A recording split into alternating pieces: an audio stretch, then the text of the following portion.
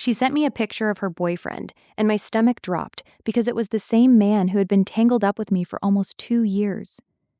Hey everyone, settle in, get comfortable, and let me keep you company for a little while.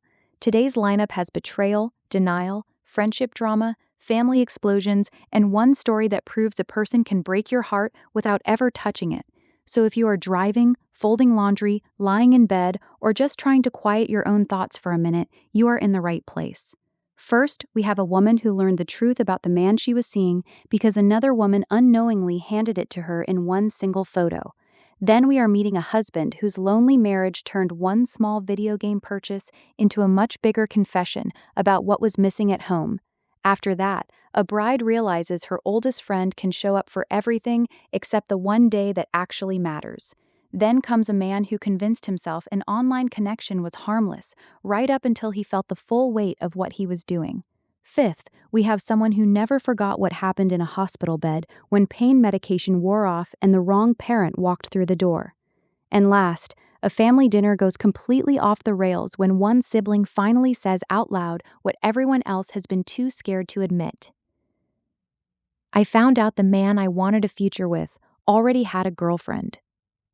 I had been circling the same man for almost 2 years, not in a clean, official, simple way, more in that messy, confusing, emotionally expensive way where every conversation feels meaningful, every little break feels temporary, and every promise sounds just believable enough to keep you standing in place.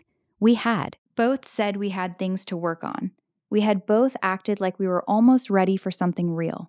That word, almost, will ruin your life if you let it. A little over a week before everything fell apart, I had asked for space. I had seen enough warning signs to know I needed distance, even if I was not fully ready to let go.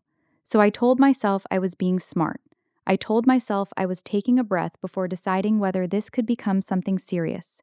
I had no idea I was taking a break from a man who was already living a double life. 3 days into that break, I saw a post from a girl I had added recently. She seemed cool, normal, harmless.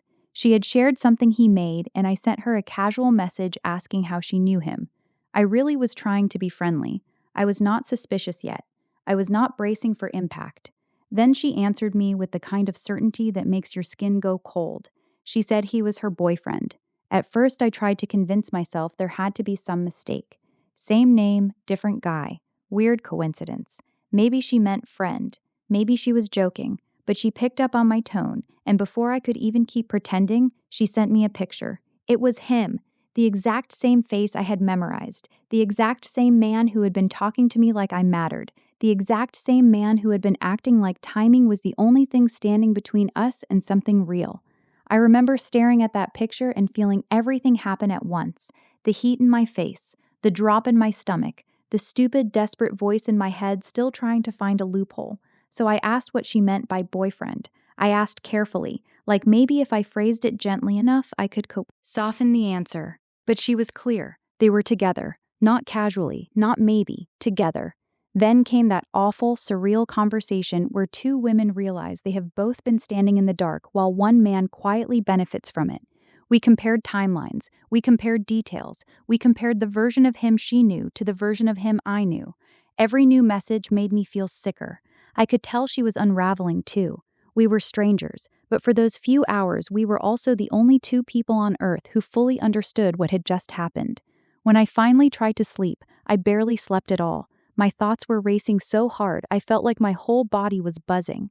I kept replaying every conversation I had ever had with him, every time he seemed hesitant, every time I gave him grace, every time I accepted confusion when clarity should have been the bare minimum. By morning, he had sent me an excuse, not an apology.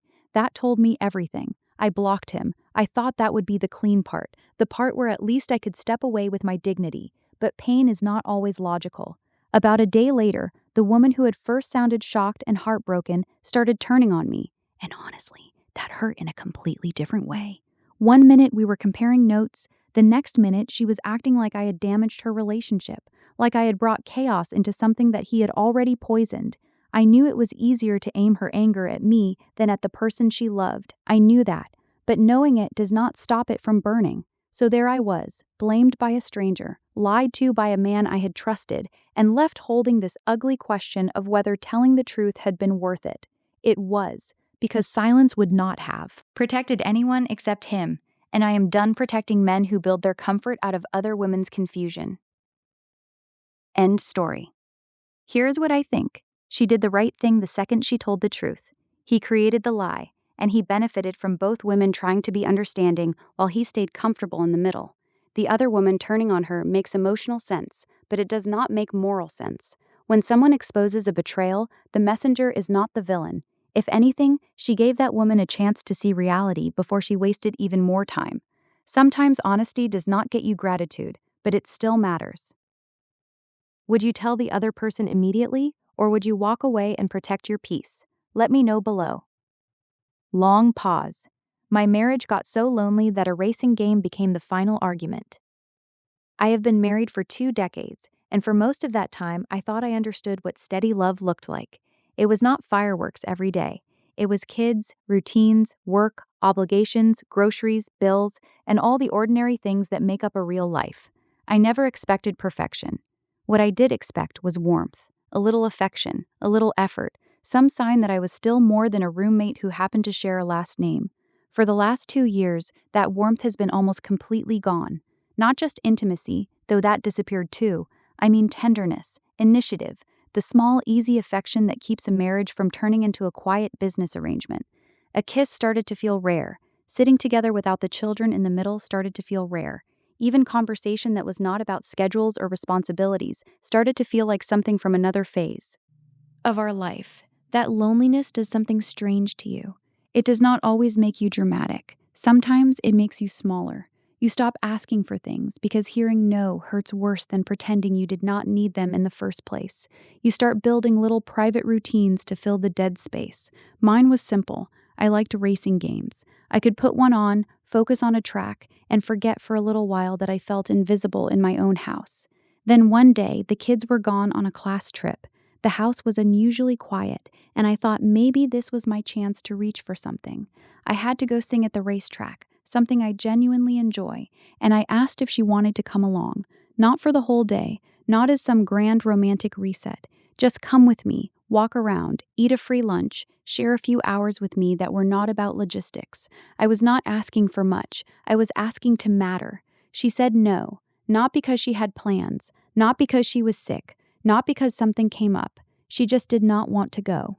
So I went alone. I did the event, did the smiling, did the public version of myself that still knows how to sound confident and upbeat. And then I came home. I had bought a new racing game, nothing reckless, nothing irresponsible, just a small thing I was looking forward to. The second I walked through the door, she started criticizing it. She said it was childish. She said I needed more grown-up hobbies. She acted like this harmless little purchase was proof of some larger failure in me. That was the moment something in me snapped loose, not in a screaming way, in a tired, stripped down, painfully honest way. I told her that if she spent any time with me, I would not have to retreat into video games. And once the words were out, I could not call them back. Maybe I did not even want to, because the truth is, the game was never the issue. The issue was the emptiness. The issue was how ridiculous it felt to be judged for finding comfort somewhere when I had been starving for connection right next to the person who promised to share a life with me. The issue was that she wanted to criticize the escape without ever acknowledging the loneliness that created it. She left after that, just walked away, and maybe that is what hits me hardest. Not even anger, just distance, as if I had not revealed a wound, I had only inconvenienced her with it. I do not know what happens to a marriage when one person feels abandoned inside it for that long. I only know that by the time you are fighting about a video game, the real argument has been waiting under the floorboards for a very long time. End story. Here is what I think. He did not create this problem with one sharp sentence. That sentence just exposed what had already been rotting underneath them. She may have felt attacked, but he has clearly been feeling emotionally discarded for a long time. At the same time, sniping at each other is not a repair strategy. It is a warning sign.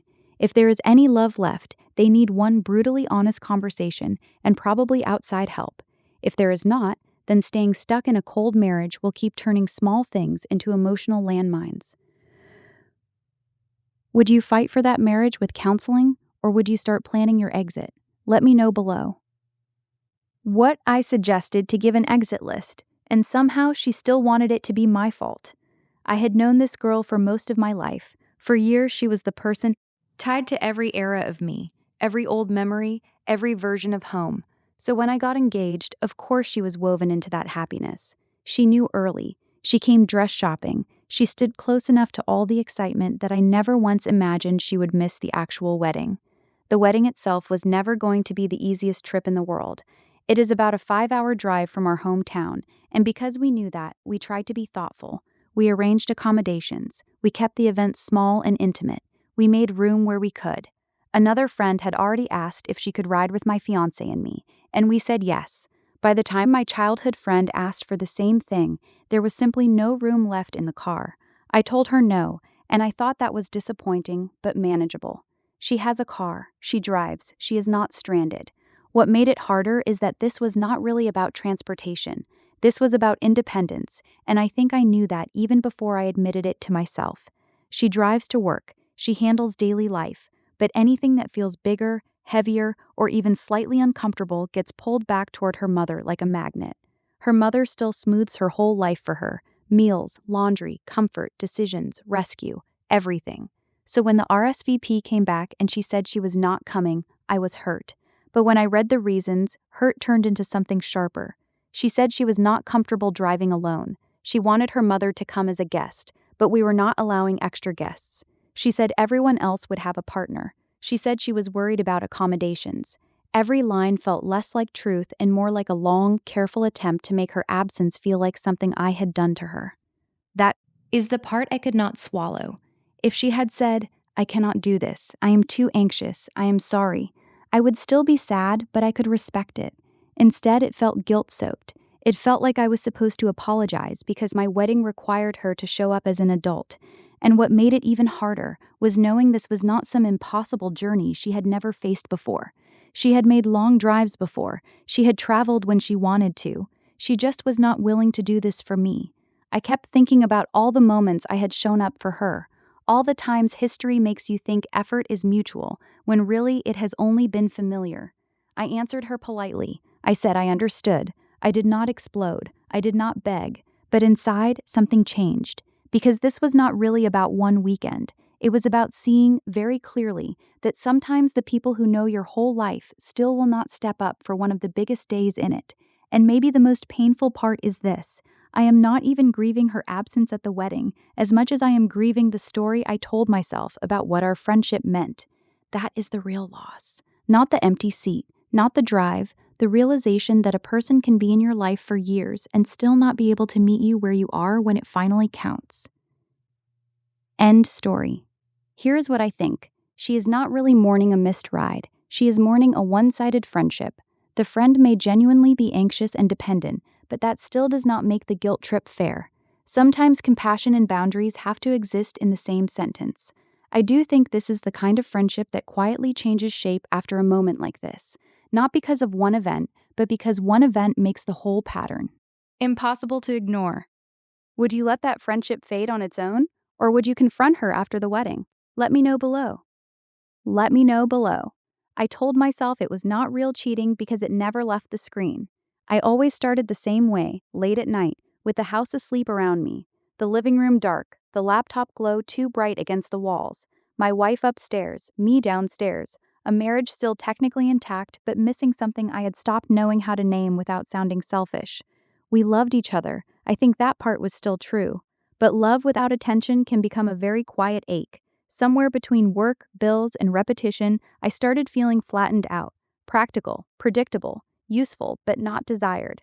And instead of dragging that emptiness into the light and forcing a real conversation, I did what weak people often do when they are afraid of honesty. I looked for relief somewhere easier. It began with one casual interaction online, just a small exchange, then a message, then another. The woman on the other side understood exactly what I was saying before I had to explain it twice, and that alone felt intoxicating. Suddenly, I had this little secret current of energy running underneath my normal life. Notifications started meaning something. My pulse changed when I heard the sound. I was not just the tired husband paying bills anymore. I got to feel interesting again, wanted again, chosen again. That is the dangerous part of something like this. It does not arrive looking monstrous. It arrives dressed as relief. It arrives sounding like connection. It arrives telling you that because there is no hotel room, no lipstick stain, no physical evidence, you are still technically a decent person. But deception does not become harmless just because it is convenient. We started trading the kind of intimate thoughts that belonged in a marriage, or at the very least deserved honesty, before they were given away. I said things I had not said at home. I let someone else witness parts of me that my wife had been missing, not because she could not care, but because I never had the courage to fully say how lost I felt before I went looking elsewhere. Every message felt small on its own. That is how I justified it. Small messages, small confessions, small fantasy, nothing physical, nothing real. Then one night I paused and looked at the screen after sending another reply, and I felt the truth without any buffer. The room was silent. My wife was only a short distance away, asleep in the same house, and yet emotionally I had traveled miles away from her without ever opening the front door. I closed the laptop and the darkness felt heavier than usual. Not dramatic, not cinematic, just honest. I could not pretend anymore that the damage only counts when it leaves a visible mark. What gets me now is how long I hid behind technicalities. I acted like the absence of touch erased the presence of betrayal. I acted like unmet needs excused dishonesty. I acted like loneliness made me special instead of accountable. But the farther I leaned into that private world, the less of myself I was bringing upstairs to my actual life. I still do not know what is harder, admitting that I cheated emotionally or admitting that I was too afraid to be truthful before I crossed that line. Either way, the screen did not protect my marriage. It only helped me damage it quietly. End story. Here is what I think. He is right about one thing: it was cheating, even if it never became physical. Emotional affairs hollow out trust from the inside because so much of the betrayal is built on secrecy and self-justification. I do not think self-loathing alone fixes anything here. If he actually wants a chance at becoming a better husband, it starts with full honesty and a willingness to face why he chose fantasy over discomfort. Otherwise, he is just going to repeat the pattern with different words. Would you confess the emotional affair immediately, or would you end it first and then decide what truth your marriage can survive? Let me know below. Long pause. The day I learned exactly what kind of mother I had, she was angry that my emergency interrupted her movie night. Years have passed since the accident, but I can still feel parts of it like they are trapped in my muscles. The impact, the road, the confusion afterward. I had been riding my motorbike when a car hit me hard enough to crush my leg and throw me down. At first, it was chaos and adrenaline, and that weird, detached shock where your brain has not fully caught up to what your body already knows. At the hospital, they sent me home once, then called me back when they realized the injury was worse than they first thought. My foot was broken. I needed a cast. Then the swelling and bruising got bad enough that it turned into a blood clot. So now I was not just hurt, I was in frightening, blinding pain. The kind of pain that strips you down to instinct. Nurses were moving around me, medication was hitting me in waves, and someone decided to call my next of kin. That was the mistake. When my mother arrived, I was lying there swollen, medicated, scared, and barely steady enough to process the room. Part of me still expected that some ancient reflex would kick in, that seeing your injured child in a hospital bed would override everything ugly in a person. I think some small, foolish part of me believed that even a bad parent might still show up correctly in a moment like that. She did not. She looked at me, dismissed how serious it was, and then started yelling. Not just at me, at the nurse too, because apparently my injury had interrupted her movie night with her boyfriend. I was in a hospital bed, and she was irritated that the timing had inconvenienced her. That kind of moment changes something permanent inside you. Pain medication can blur details, but shock carves them deeper. I remember looking at the nurse afterward and asking if I had really heard her correctly. I wanted someone to tell me I had hallucinated the whole thing. But no, I heard it right, and later other people confirmed it too, as if I needed the wound double-stamped before my heart would accept it. Physically, I recovered, slowly, painfully. Learning to walk normally again took time because part of the muscle died from the clot. But I did recover. That is the easy part to say out loud. What took longer was understanding that some people should never get automatic access to you, just because they gave birth to you. Some people teach you exactly what not to tolerate in the life you build afterward. I am a parent now myself, and maybe that is why the memory hits even harder when it visits me. I cannot imagine being annoyed that my child needed me. I cannot imagine walking into a room like that and making their suffering about my evening plans. And maybe that is the thing I carry with me now. Not just the cruelty itself, but the clarity of it. There was no confusion. No mixed signal. No maybe she meant well underneath it all. It was a pure, ugly glimpse of who she was when I was most vulnerable. So if she never knows where I live now, if she never gets invited into the peace I built after her, that is not cruelty. That is consequence. And honestly, it took me a long time to understand that protecting my own life is not the same thing as being bitter. End story. Here's what I think. Some injuries hurt because of the pain, and some hurt because of who failed you while you were already suffering. A parent who treats a hospital emergency like an inconvenience tells you everything you need to know about what kind of access they deserve later. I do not think distance from that kind of person is pettiness. I think it is wisdom. Healing does not always look like reconciliation. Sometimes it looks like building a home that cruelty cannot reach anymore. Would you ever forgive a parent for that? Or would you keep the distance forever? Let me know below. At dinner, I finally thanked my brother's girlfriend for saving him from becoming the cruelest version of himself. My brothers are twins, and there is a 10-year gap between us, which meant we did not really grow up as peers. By the time they were old enough to be shaped by the house, I had already seen enough to start pulling away from our parents in my own way. My experience with them was ugly, but different. Theirs was more controlled, more sheltered, more engineered. My parents poured themselves into turning those boys into whatever version of obedience made them feel powerful. They kept them isolated, tightly managed, and so emotionally stunted that for a long time it honestly felt like they were not becoming full people. They were becoming extensions. My brothers had almost no independence, almost no real social footing, and almost no room to figure out who they were outside our parents' version of them. Then one of them met a woman. She is not white, which my parents would never openly present as their reason for disliking her, but I am not naive. They started accusing her of using him. They started acting like she was some manipulative outsider who had stolen their son, when what she had really done was give him a chance to become himself. I could see the difference almost immediately. He stood differently, spoke differently, carried himself like someone who had finally touched actual life. Of course, my parents could not handle that. Control always dresses itself up as concern once it starts losing its grip. So every visit became its own little trial. Every choice he made was somehow her fault. Every bit of distance was framed as poisoning. They could not accept that he was finally choosing something beyond them.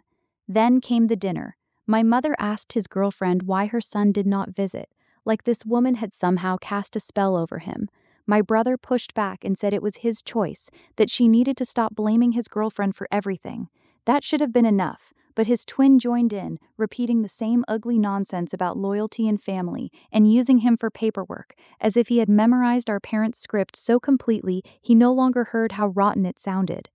And something in me finally gave up on being polite. I turned to him and said that if it were not for that woman, his brother would be exactly like him, bitter, isolated, and drifting toward hateful nonsense that denies even the worst truths history has already buried. Enough people under.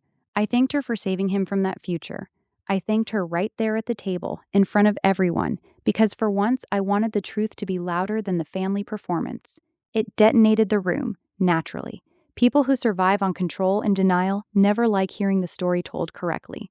But once the words were out, I felt something I had not felt at one of those dinners in a long time. Relief. Because I was tired of watching one healthy relationship get treated like a crime simply because it loosened our parents' grip on one of their sons. Maybe what I said was harsh. It was. But sometimes harsh is just what honesty sounds like after years of everybody else choosing euphemisms. And if a good woman helped my brother grow into a fuller, freer version of himself, then yes, I am grateful for her. I would rather deal with one explosive dinner than spend the rest of my life pretending that control is love just because it comes from family. End story. Here's what I think. Sometimes the truth comes out sharp because the lie has been allowed to sit too comfortably for too long. She did not blow up that dinner for fun. She blew it up because the family had been rewarding control and punishing growth. Could she have said it more gently? Maybe. But I also think abusive family systems hide behind manners all the time. If one brother finally got free, the people still worshiping the cage were going to resent whoever opened the door. Would you speak the brutal truth at that dinner, or would you stay quiet to keep the peace? Let me know below. That is all I have tucked away for you tonight. 6 stories, 6 collisions between love, loyalty, and the versions of people that only show up when things get hard. If one of these stories kept you company, hit like for me. It really does help more than people think. And if daily story nights sound like your kind of ritual, come join us over at Relationship Stories so you do not miss the next round. Take care of your heart, protect your peace, and I will meet you back here very soon.